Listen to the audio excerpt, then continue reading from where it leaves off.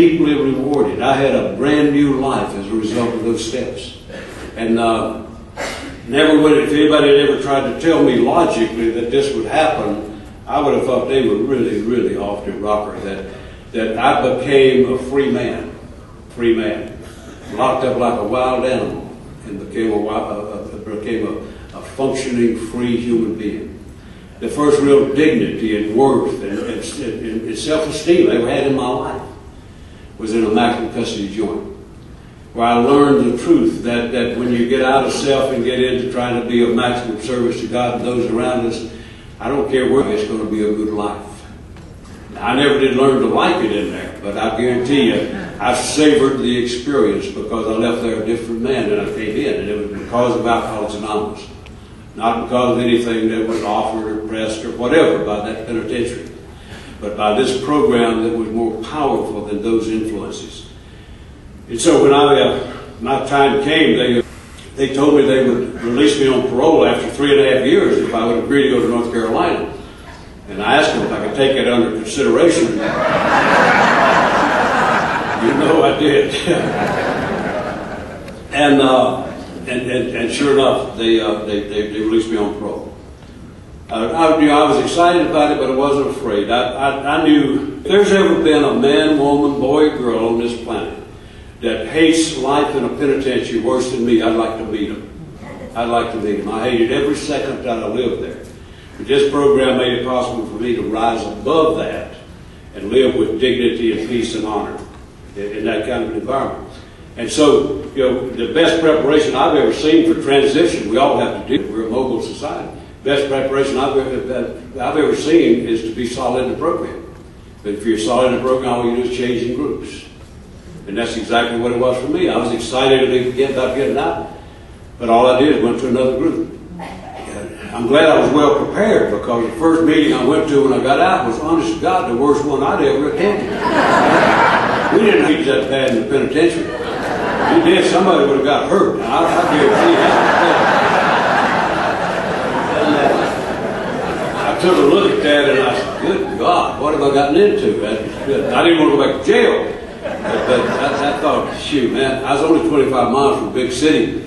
I thought, I'm getting out of this thing, man. This just sucks. I ain't getting out of here going downtown. And then a disturbing thought occurred to me.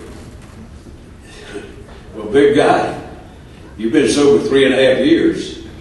The only guy, a senior to me in that what was left of a piece of a group was one guy. And he was older than Moses. And he lived in North Carolina. He hadn't even come to Florida. He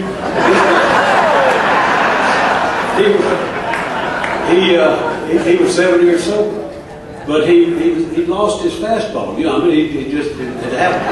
And I thought, when do you become responsible? And so I had to stay. And I had the marvelous experience of literally bringing Alcoholics Anonymous out of non-existence into existence. And I'm telling you, that's a wonderful experience. I understand what the book's talking about when it's talking about creative fellowship and crave, and about how this program got started. Those good old days are still around in some places, and they were there. And I had that marvelous experience. And when I left that town 2 years later, we had 60 members in that group. It doesn't take much to start a revolution. It takes one person that's willing to step up and take the bit. And so we had a marvelous thing there. And then I had some stuff happen that I'd be remiss if I didn't just mention it to you. That I've told you the important thing, but I know that hope is awfully important, and I know that everybody is not just rich and retired here. I know that some people are scuffling, and some people are having a trouble making. I want you to know that there's hope. Very real. You couldn't get down much further than I was. But what I did was give a broken and wasted life to this simple program. And it's given me back more than I could possibly have imagined. It's helped me go through doors I wouldn't have even knocked on, much less gone through. And that's what I did, was give a broken life to this thing. And what happened was, when I hit the street, my family had gotten a job for me in a textile mill, and that was grungy work, but it sure beat what I was doing in prison. And I was grateful. I was a grateful guy in that mill. And I worked hard in that thing. I worked the night shift, 10 at night, 6 in the morning. I could make meetings within a 30-mile radius. Some of them I couldn't even stay for the Lord's Prayer. I had it cut to a minute. You know, then I'd have to get out of there quick. And my sister drove me. My sister did more meetings than most members. You know, just getting me there. So it was a great start. And I kept that job. It was a lousy job, but I wanted security. I wanted to be sure. Nobody's going to get fired where I was working. Man, they were trying to get you to come in there. And so I stayed there. I knew if I got in the fast lane too quick, look out. So I stayed there, paid the dues. And great stuff happened. 2 weeks after I was out, some guys asked me to go over to prison with them. They were working with an AA group over there. And I said, man, they're not going to let me in that prison. They may not let me out if they let me in. And, I'm on the street 2 years out of maximum custody, and I'm on parole from another state. And they said, come on, man. It's simple. Easy for them to say. But it really was. Back then it wasn't quite a lot more simple than it is today. And so I went over. 2 months after I was out, I was asked to serve as outside sponsor of that prison. What a tremendous honor. I couldn't have been more affirmed if I'd been elected governor. Yeah, I'm just out of one of these squirrel cages. 2 months later, I'm asked to be a leader, a trusted servant in carrying out a program inside a prison. Wonderful experience. About the same time, a parole guy one day commented about how busy it was in AA. Said, would it help you if you could drive? And yes, sir, but I can't, as if he didn't know. And I've left Michigan for obvious reasons. Letters that big. This man never operated a motor vehicle. I accepted that as effective life. Never did one single thing to make anything happen. But he asked me that, and then he said, well, let me check it out. And then he called me a little later and said, meet me at the Sears store uptown. That's where the licensed agency was in that town. And so I went up, and there was my guy talking to a guy I didn't know. He introduced me to the fellow. The fellow said, Mr. Logan, the pro guy, says that you might like to have a driver's license. And I said, well, yes, sir, it would help. And now don't ask me how or why any of that. But the guy handed me a driver's license. I mean, he just handed it to me. He didn't even ask me if I could drive. I didn't even know. It was a long time ago, but it wasn't horse and buggy days. I mean,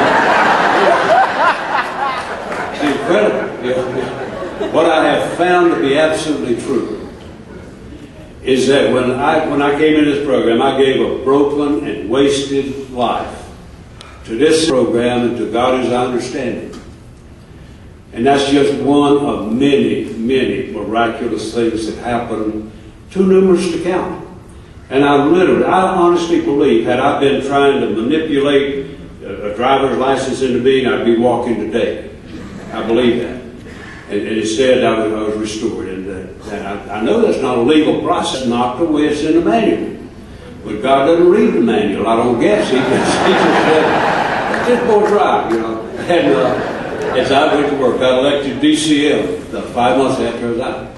And gave it my all. I could barely spell it, but I could do it. And when 2 years after I was out, I got a call one day from the prison headquarters. The guy on the phone was a fellow who visited the prison where I was sponsored one time, and he stuck his head in the door. I think somebody told him just to say hi to me and boost my morale or something, but whatever. But he came by, we chatted 2 minutes, and it was him on the phone, and he told me who he was.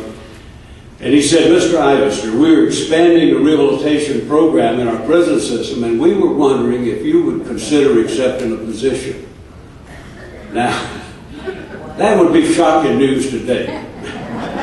You believe me, it was unbelievably shocking news. The day of that phone call, there had never been an ex-con in the history of this planet hired as a professional in a prison system. It just had not been done.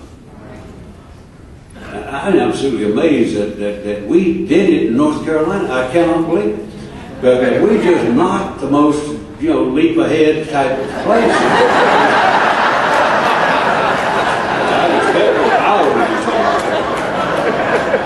But anyway, I said, man, I'd rather do that than anything I could imagine. And didn't think it would happen. But when God's got work for us to do, the walls come down.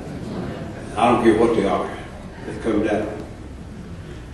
And so I was employed as a rehabilitation officer in the prison system of North Carolina. I won't have time to talk about it. I wish I could, but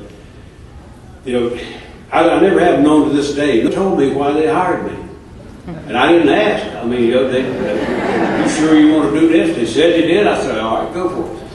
And nobody ever told me why.